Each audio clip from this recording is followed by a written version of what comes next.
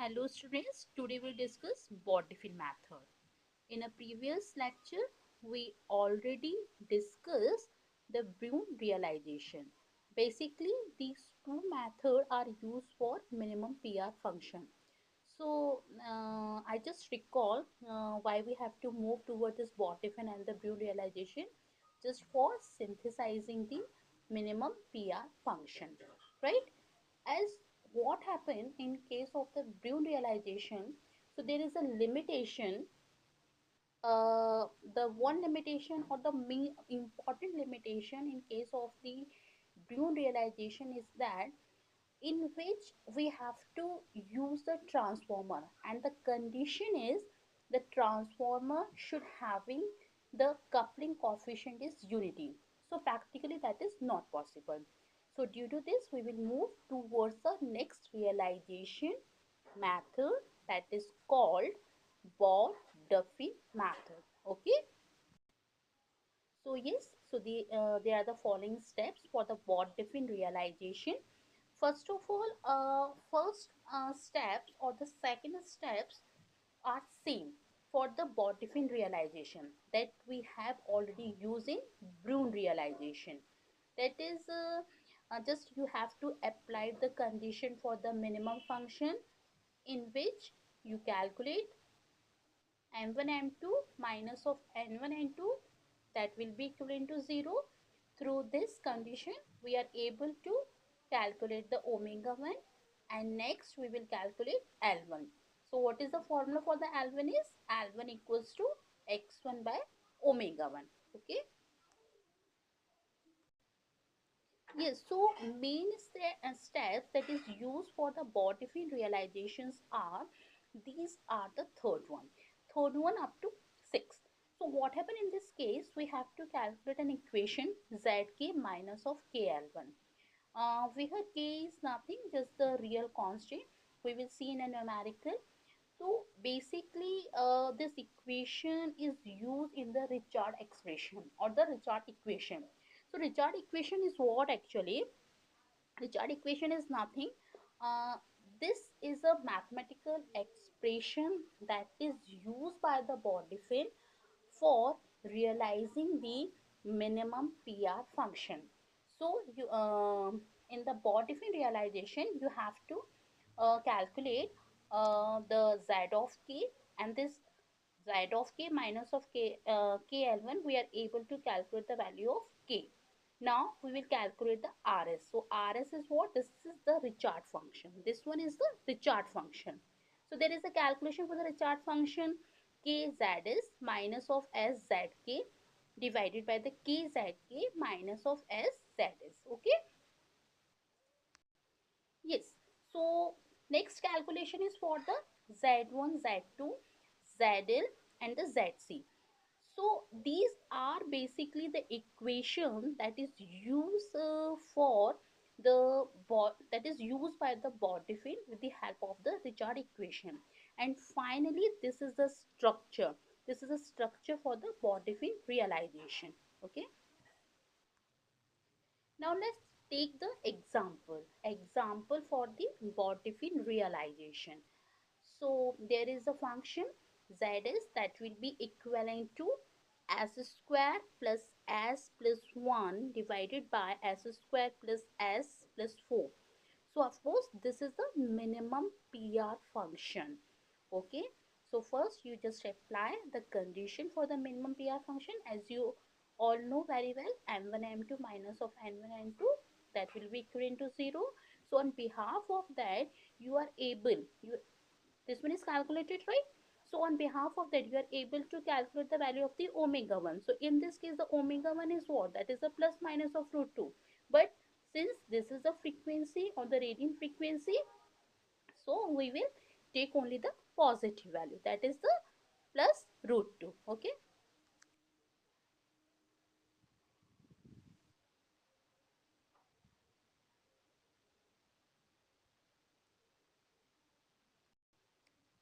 Yes, so now we calculate the value of the value of z of j omega 1 at this frequency, that is the omega 1 equals to root 2. So here we just calculate this value. Same as we already calculated for the Bruin realization. Yes. So up to this step that is for calculating the L1, the steps for the Bott Duffin and for the Bruin realization, both are the same for calculating this L1. So what is the L1? L1 is nothing. You all know that we have already discussed in the previous lecture. The L1 is what? That is the x1 by omega 1. So what's the value of this x1 is? X1 is nothing. This value is called the x1 actually. So here in this case 1 by root 2, and what's the value of the omega 1 is? That is the root 2. So the L1 value is 1 by 2 Henry. Yes. After this step, we will move towards the basically Bott realization or Bott Duffin realization. What happened? So Bott Duffin realization basically use the Richard function, and for the Richard function we have to calculate or we have to solve this expression, that is the zk minus of kl1 equals to 0.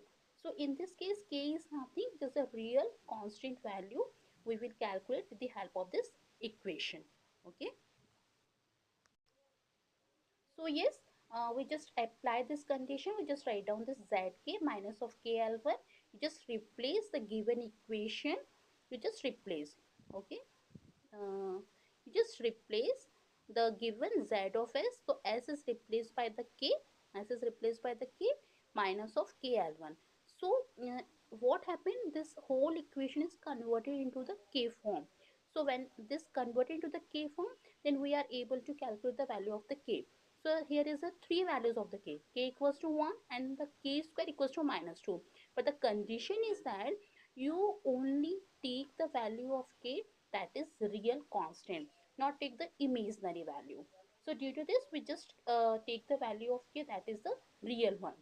So in this case, k equals to 1. Yes. So at this value of k, we just calculate the value of the function actually. The z of k we are now we are calculating the z of k.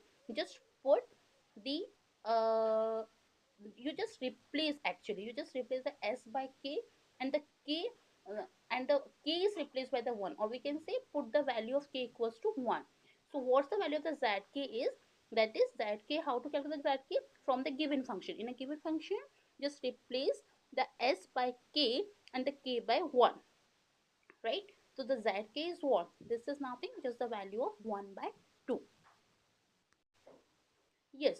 So now we finally reach the equation. That this is actually this is the Richard equation. This is what? This is the Richard equation. So there is a formula. This is a mathematical expression for the Richard equation is Rs is equivalent to Kzs minus of S Zk divided by Kzk minus Sz of S. Right, this thing? Now, what happened after calculating the value of the k? After calculating the value of this k and this zk, we have to put these value in this expression, in this equation, that is the b. Okay. Yes, so these are the mathematical calculation for the rs function.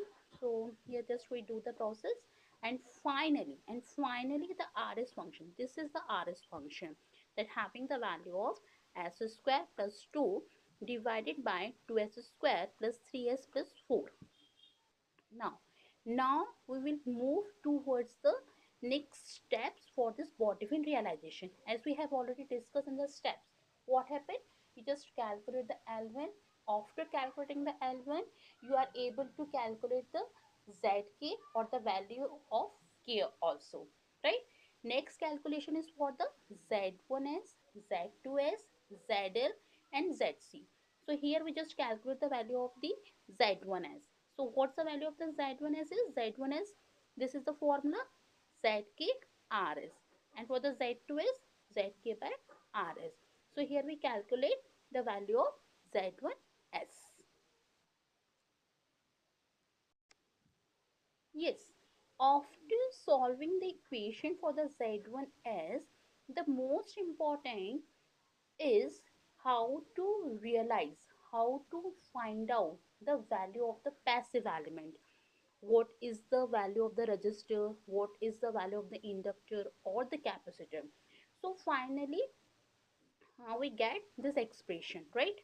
So here we just arrange this equation so that we are calculate easily calculate the inductor and the capacitor. So what happened, since this is the impedance, right? This is the impedance, and what is this? This is the reciprocal of the impedance, so it become the admittance. Got at this point? This is not the impedance, this is the admittance, because this is the reciprocal of this, right? But what happened, this is 1 over this thing, so this function is what, this give the impedance function. Got at this point? So from z1 of s we are able to, yes, so for this z1 of s, we are able to calculate the value of the r1, l1, and c1. So these two terms are the impedance. So these impedance are the combination of mm, the combination. These are the impedance function, and they are added. So these are connected in the series form. We will see how to connect these element actually, right? To see, so as we have calculated the z1 as, similarly calculation is going on for the z2 of s. Is it okay? Yes. So now next is the, this is the calculation for the z2s. So what happened, this is the combination of the impedance, and this whole term is the impedance, but the reciprocal of this term is become the admittance. So this term is the impedance and these two terms are the admittance. So whenever this is the admittance, so how they are connected, they are connected in the parallel form or the parallel combination. So from the z1 we are calculate the different element, and from the z2 we are calculate these elements. Now the calculation for the Zn and the Zc. So these are the formulas for the Zn and the Zc. Next is the structure for the Bott Duffin realization. That is the important part of this method. How to draw the structure, for this Bott Duffin realization, right? So Z1 and Zc are connected in the parallel form, right? And the next one is the Z2 and the Z are connected and again into the parallel form. And all these elements are connected into the series form, isn't it? And what happened? What happened whenever we have to move toward the Z1 and the Z2? We will see in the next diagram. Yes, since Z1 is what? Z1 is having the combination of the resistor, inductor and capacitor. As we know, that is what? That is the impedance function, or in that case that will be connected as an admittance form, so it becomes the 1 by 4, isn't it? And these two terms are connected in a series form. The reciprocal of admittance has become again the impedance, so these two terms are connected in the series form, isn't it? What happened in this case, this is the calculation for the inductor, that is okay, zl. But what happened in this case, there is a two term. The one term is this is the combination of two terms. The one term is impedance and this combination is again the impedance, but these two terms give the parallel combination because these are the admittance, so these are connected in such a manner. Again, where this is nothing, this structure is just the equivalent of this. We can define this or this, we can draw either this or this.